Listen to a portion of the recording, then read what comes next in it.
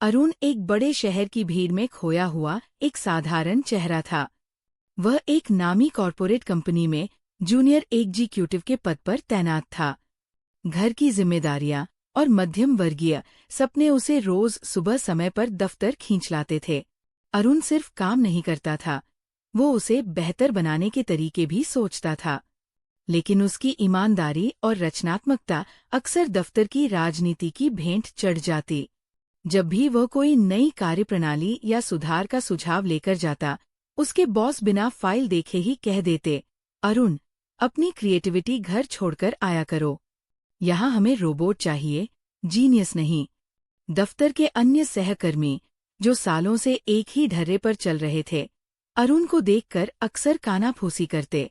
Canteen में चाय की चुस्कियों के साथ वे उसे सलाह देते, भाई, यहाँ दिमाग चलाने वाले जल्दी थक जाते हैं। जितना कहा गया है उतना ही करो, ज्यादा सोचने से प्रमोशन नहीं, सिर्फ सिर दर्द मिलता है। अरुण चुपचाप अपनी डेस्क पर लौट आता, पर उसके मन में एक चिंगारी अब भी बाकी थी। कंपनी एक बड़े घाटे की कगार पर खड़ी थी। बोर्ड मीटिंग में बड़े बड़े अधिकारी चुप थे। तब अरुण ने हिम्मत जुटाकर अपनी फाइल आगे बढ़ाई। उसने डेटा और तर्क के साथ एक रिस्क मैनेजमेंट प्लान तैयार किया था, जो कंपनी को डूबने से बचा सकता था। जैसे ही उसने बोलना शुरू किया, कमरे में सन्नाटा छा गया। लेकिन ये सन्नाटा प्रशंसा का नहीं, बल्कि हैरानी का था। उसके बॉस ने जोर का ठहाका लगाया और पूरी मेज थपथपाते हुए कहा, एक मामूली क्लर्क अब हमें बिजनेस सिखाएगा? अरुण, अपनी औकात मत भूलो। ये ऑफिस है, तुम्हारी कोई काल्पनिक कहानी नहीं। पूरे कमरे में हंसी गूंज उठी। अरुण का चेहरा शर्म से लाल हो गया, पर असली प्रहार अभी बाकी था। कुछ ही दिनों बाद, बिना किसी पूर्व सूचना के अरुण को केबिन में बुलाया गया। उसके हाथ में एक लिफाफा थमा दिया गया, टर्मिनेशन लेटर। वजह बताई गई, अनुशासनहीनता और काम में जरूरत से ज्यादा दखलंदाजी। जब अरुण अपना सामान समेटकर बाहर निकल रहा था, तो वही सहकर्मी जो कल तक उसके साथ चाय पीते थे, आज नजरें चुरा रहे थे। ऑफिस के बीचों बीच बॉस ने चिल्लाकर कहा, ऐसे लोग कंपनी के लिए बोझ होते हैं। जाओ अरुण, अब बाहर जाकर अपनी शक्तियाँ दिखाओ। भारी मन और खाली हाथ लेकर अरुण उस दफ्तर की सीढ़ियों से नीचे उतरा, जहां उसने अपने जीवन के 3 साल दिए थे। पीछे मुड़कर देखते हुए उसने मन ही मन ठान लिया कि ये अपमान उसकी हार नहीं, बल्कि एक नई शुरुआत की नींव बनेगा। दफ्तर की सीढ़ियों से उतरते वक्त अरुण के पैर भारी थे। हाथ में अपना छोटा सा कार्डबोर्ड बॉक्स, जिसमें उसके डेस्क का कुछ सामान और उसकी मेहनत की डायरिया थी। सड़क पर चलते हुए उसे लगा जैसे पूरा शहर उसे देख रहा है और हर चेहरा वही अपमान दोहरा रहा है। जब वो घर पहुंचा, तो माँ की उम्मीद भरी आंखों का सामना करना सबसे कठिन था। उसने चुपचाप अपना सामान कोने में रखा और बिना कुछ खाए अपने कमरे की बत्ती बुझा दी। अंधेरे में लेटे हुए उसे बॉस की वो हंसी और सहकर्मियों की कानाफूसी बार बार सुनाई दे रही थी। वो पूरी तरह टूट चुका था। सिर्फ नौकरी नहीं गई थी, उसका आत्मविश्वास भी बिखर गया था। रात के 2 बज रहे थे, पर नींद कोसों दूर थी। अरुण उठकर अपनी बालकनी में आया। ठंडी हवा के झोंके ने जैसे उसके दिमाग की धुंध को साफ कर दिया। उसने सोचा, अगर मैं दूसरों के बिजनेस को बचाने के लिए इतना सोच सकता हूँ, तो खुद के लिए क्यों नहीं? उन्होंने मुझे निकाल दिया क्योंकि मैं उनके सांचे में फिट नहीं था, तो अब मैं अपना सांचा खुद बनाऊंगा। उसी वक्त उसने अपनी पुरानी फटी हुई डायरी निकाली और पहले पन्ने पर बड़े अक्षरों में लिखा, स्वराज इंडस्ट्रीज। उसने खुद से वादा किया, अब वह किसी के आदेश का इंतजार नहीं करेगा, बल्कि खुद के रास्तों का नक्शा तैयार करेगा। वह अपमान, जो कुछ घंटों पहले उसे कमजोर कर रहा था, अब उसकी सबसे बड़ी ताकत बन चुका था। उसने तय कर लिया, अब मैं नौकरी नहीं, अपना साम्राज्य खड़ा करूंगा। अरुण ने अपने घर के एक छोटे से कोने को अपना कॉर्पोरेट ऑफिस बना लिया। वहां न तो एयर कंडीशनर की ठंडी हवा थी और न ही आरामदायक कुर्सियां, बस एक टूटी हुई मेज, उसका पुराना लैपटॉप और दीवारों पर चिपके हुए उसके बड़े सपनों के नोट्स। न पैसा, न टीम, सिर्फ जुनून, जेब खाली थी और साथ देने वाला कोई नहीं। जो दोस्त कल तक पार्टी के लिए बुलाते थे, अब अरुण का फोन उठाने से कतराने लगे। उन्हें लगता था कि अरुण पागल हो गया है। बिना किसी टीम के अरुण ही कंपनी का सीईओ था और वही चपरासी। दिन का समय वो ऑनलाइन कोर्स देखता, नई मार्केट स्किल्स सीखता और संभावित क्लाइंट्स को सैकड़ों ईमेल भेजता। रात का समय जब पूरी दुनिया सो जाती, तब अरुण कोडिंग और अपने बिजनेस प्लान की बारीकियों पर काम करता। एक लैपटॉप और अटूट विश्वास। कई बार उसका पुराना लैपटॉप गर्म होकर बंद हो जाता, इंटरनेट की स्पीड उसे रुला देती, पर अरुण का विश्वास अडिग था। वो खुद से कहता, जिस दिन मेरे पास टीम होगी, उन्हें ये कहानी सुनाऊंगा कि कैसे एक कमरे से क्रांति शुरू हुई थी। उसने भूखा रहकर भी अपनी जमा पूंजी से डोमेन नेम और बेसिक सॉफ्टवेयर खरीदे। उसकी आंखों के नीचे काले घेरे तो आ गए थे, पर उन आंखों में अब हार का डर नहीं, बल्कि जीत की एक अजीब सी चमक थी। अरुण ने अपनी पूरी जमा पूंजी पहले प्रोजेक्ट में झोंक दी थी, लेकिन तकनीकी खामियों और अनुभव की कमी के कारण स्वराज सॉल्यूशंस का पहला ऐप बुरी तरह फ्लॉप हो गया। एक भी डाउनलोड नहीं हुआ। उसने तुरंत अपना दूसरा आइडिया, एक ई-कॉमर्स प्लेटफॉर्म, लॉन्च किया, पर वह भी मार्केटिंग के अभाव में दम तोड़ गया। जब असफलता की खबर फैली, तो वे लोग फिर से सक्रिय हो गए जो उसकी तरक्की से डरते थे। रिश्तेदारों के फोन आने लगे और पुराने दफ्तर के दोस्तों के मैसेज, भाई, ईगो छोड़ और किसी छोटी कंपनी में नौकरी पकड़ ले। बिजनेस सबके बस की बात नहीं होती। अरुण के पास अब बिजली का बिल भरने तक के पैसे नहीं बचे थे।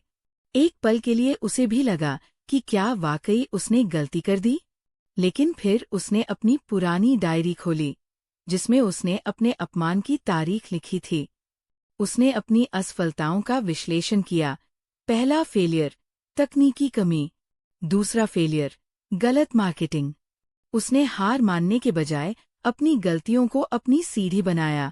उसने खुद से कहा, सफलता तब नहीं मिलती जब आप गिरते नहीं, बल्कि तब मिलती है जब आप हर बार गिरने के बाद एक नए सबक के साथ खड़े होते हैं। असफलताओं के मलबे से उठकर अरुण ने एक आखिरी बार दाव लगाने का फैसला किया। उसने अपनी पुरानी दफ्तर वाली वह फाइल निकाली जिसे उसके बॉस ने कचरा समझकर फेंक दिया था। Efficiency booster module. जिस आइडिया पर पूरी मीटिंग में ठाके लगे थे, अरुण ने उसे आधुनिक तकनीक और अपनी पिछली गलतियों से मिले सबक के साथ जोड़कर एक नया सॉफ्टवेयर तैयार किया। इस बार अरुण ने बड़ी कंपनियों के बजाय छोटे और मध्यम उद्योगों को निशाना बनाया, जो महंगे सॉफ्टवेयर नहीं खरीद सकते थे। जैसे ही उसने अपना ये मॉडल पेश किया, मार्केट में तहलका मच गया। किफायती दाम, जो काम लाखों में होता था, अरुण ने उसे हजारों में कर दिखाया। सरलता, यूजर्स को उसका इंटरफेस इतना पसंद आया कि पहले ही महीने में उसे 50 से ज्यादा क्लाइंट्स मिल गए। धीरे धीरे स्वराज इंडस्ट्रीज का नाम घर घर पहुंचने लगा। जो लैपटॉप कभी गर्म होकर बंद हो जाता था, अब उस पर दिन रात नए ऑर्डर्स की गूंज सुनाई देती थी। अरुण ने अब एक छोटा सा ऑफिस किराए पर लिया और 2 उन लड़कों को काम पर रखा जिन्हें बड़ी कंपनियों ने अनुभव की कमी कहकर निकाल दिया था। सहकर्मी जो कभी कानाफूसी करते थे, अब लिंक्डइन पर उसकी कंपनी की ग्रोथ देखकर दंग थे। अरुण ने साबित कर दिया था कि विचार कभी गलत नहीं होते, बस उन्हें सही वक्त और सही जौहरी की तलाश होती है। उसका स्टार्टअप अब रेंग नहीं रहा था, बल्कि ऊंची उड़ान भरने के लिए पंख फैला चुका था। 3 साल बीत चुके थे। अरुण की कंपनी स्वराज इंडस्ट्रीज अब एक स्टार्टअप नहीं, बल्कि एक कॉरपोरेट पावरहाउस बन चुकी थी। दूसरी तरफ, वो बड़ी कंपनी जिसने अरुण को अपमानित करके निकाला था, पुरानी सोच और गलत फैसलों के कारण दिवालिया होने की कगार पर पहुंच गई। खबर आई कि कंपनी अपना अस्तित्व बचाने के लिए खुद को बेचने की तैयारी में है। शहर के सबसे आलीशान होटल के बोर्डरूम में नीलामी की मीटिंग चल रही थी। वही पुराने बॉस, जो अब काफी परेशान दिख रहे थे, किसी अज्ञात निवेशक का इंतजार कर रहे थे, जिसने उनकी कंपनी को खरीदने में दिलचस्पी दिखाई थी। तभी दरवाजा खुला। महंगे सूट में सजे आत्मविश्वास से भरे अरुण ने कमरे में कदम रखा। उसे देखते ही पूरे कमरे में सन्नाटा पसर गया। बॉस की आंखें फटी की फटी रह गईं। उनके हाथ का पेन नीचे गिर गया। अरुण चुपचाप अपनी पुरानी सीट के ठीक सामने वाली मुख्य कुर्सी पर जाकर बैठ गया। उसने बिना किसी गुस्से के शांत स्वर में कहा, सुना है ये कंपनी अब एक बोझ बन गई है और इसे किसी जीनियस की जरूरत है। बॉस के पास कहने को शब्द नहीं थे। वही इंसान जिसे उन्होंने मामूली क्लर्क कहकर दुत्कारा था, आज उनकी पूरी सल्तनत का मालिक बनने आया था। अरुण ने अधिग्रहण के कागजात मेज पर सरका दिए। वक्त ने अपना हिसाब बराबर कर लिया था। आज अरुण नौकरी मांगने नहीं, बल्कि पूरी कंपनी खरीदने आया था। बोर्ड मीटिंग के कमरे में सन्नाटा इतना गहरा था कि घड़ी की टिक-टिक भी हथौड़े की तरह सुनाई दे रही थी। पुरानी कंपनी के बोर्ड मेंबर्स और वही अहंकारी बॉस एक दूसरे का मुंह ताक रहे थे। जिस स्वराज इंडस्ट्रीज ने उनकी कंपनी को खरीदने का प्रस्ताव भेजा था, उसके मालिक का चेहरा देखकर सबके पसीने छूट रहे थे। अरुण ने धीमी गति से चलते हुए उस मुख्य कुर्सी की ओर कदम बढ़ाए, जहां कभी उसके बॉस बैठकर हुक्म चलाया करते थे। उसने अपनी फाइल मेज पर रखी और इत्मीनान से कुर्सी पर बैठ गया। वही कुर्सी, वही कमरा, पर आज शक्ति का केंद्र बदल चुका था। बॉस की आवाज कांप रही थी, अरुण, तुम? ये सब कैसे? अरुण ने एक हल्की मुस्कान के साथ उनकी आंखों में देखा और शांत स्वर में कहा, सर, आपने कहा था कि यहाँ रोबोट चाहिए, जीनियस नहीं। आज उसी जीनियस ने आपकी रोबोटिक कंपनी को डूबने से बचाने के लिए चेक बुक निकाली है। पूरे ऑफिस में ये खबर आग की तरह फैल गई। जो कर्मचारी कभी अरुण का मजाक उड़ाते थे, आज वे उसके स्वागत में कतार में खड़े थे। लेकिन अरुण के मन में कोई कड़वाहट नहीं थी। उसने अधिग्रहण के कागजात पर हस्ताक्षर किए और एक बड़ा फैसला सुनाया, मैं इस कंपनी को बंद नहीं करूंगा, बल्कि इसे उन नए आइडिया से चलाऊंगा जिन्हें कभी कचरा कहकर ठुकरा दिया गया था। उसने अपने पुराने बॉस की ओर देखा, जो अब अपनी कुर्सी छोड़कर एक कोने में खड़े थे। अरुण ने उन्हें नौकरी से नहीं निकाला, बल्कि उन्हें एक साधारण सलाहकार का पद दिया, ताकि वे देख सकें कि सोचने वाले कैसे साम्राज्य खड़ा करते हैं। बोर्ड रूम अब पूरी तरह शांत था। कागजी कार्यवाही पूरी हो चुकी थी और स्वराज इंडस्ट्रीज आधिकारिक तौर पर इस पुरानी कंपनी की मालिक बन चुकी थी। वही बॉस, जो कभी अहंकार में डूबे रहते थे, आज उनकी गर्दन झुकी हुई थी। वे धीरे से अरुण की मेज के पास आए। उनके चेहरे पर पश्चाताप के गहरे निशान थे। उन्होंने लड़खड़ाती आवाज में कहा, अरुण, हमने तुम्हें पहचानने में बहुत बड़ी गलती की। हमने एक हीरा खो दिया था, जिसे आज तराशने की ताकत भी हमारे पास नहीं है। मुझे अपने किए पर शर्मिंदगी है। पूरा बोर्ड देख रहा था कि अरुण अब क्या करेगा। क्या वह अपना पुराना अपमान दोहराएगा? क्या वह उन्हें नौकरी से धक्के मारकर बाहर निकालेगा? अरुण अपनी कुर्सी से उठा और शांत भाव से मुस्कुराया। उसने बड़ी विनम्रता से कहा, सर, मुझे आपसे कोई शिकायत नहीं है। सच तो ये है कि मैं आपका आभारी हूँ।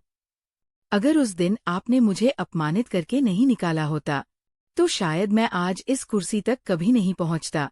आपकी उस ना ने ही मुझे खुद की हाँ सुनने पर मजबूर किया। अरुण ने साबित कर दिया कि असली जीत किसी को नीचा दिखाने में नहीं, बल्कि खुद को इतना ऊंचा उठाने में है कि आपके दुश्मन भी आपकी काबिलियत के सामने झुकने पर मजबूर हो जाए। उसने उस कंपनी का नाम बदलकर प्रगति विंग्स रखा और उन सभी पुराने मेहनती कर्मचारियों को प्रमोशन दिया जिन्हें सालों से दबाया गया था। शाम को ऑफिस से बाहर निकलते समय अरुण ने आसमान की तरफ देखा। आज उसके पास दौलत थी, शोहरत थी, लेकिन सबसे बड़ी चीज थी आत्मसम्मान। अगर आपको ये कहानी पसंद आई हो तो चैनल को सब्सक्राइब जरूर करें और वीडियो को लाइक करके अपनी राय कमेंट में जरूर लिखें। धन्यवाद।